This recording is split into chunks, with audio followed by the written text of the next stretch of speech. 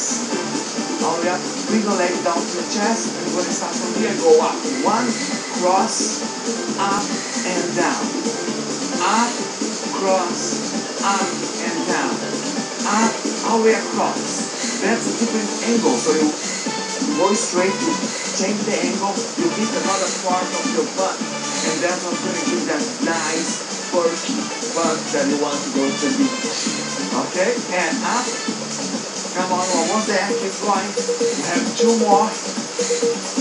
And the last one, go up and stretch. Go all the way down. You're doing so good. Do you feel that, guys? Do you feel that at home? Okay, let's go. Next one, on your elbows. And you're gonna reach your hands out. Just, yes, the opposite hand. Extend your leg there, all the way back. And you're gonna lift your hips square. And you're gonna lift your leg. 1 and down. And up for 2, down for 2. Up and down. You have to do with a lot of control. So you can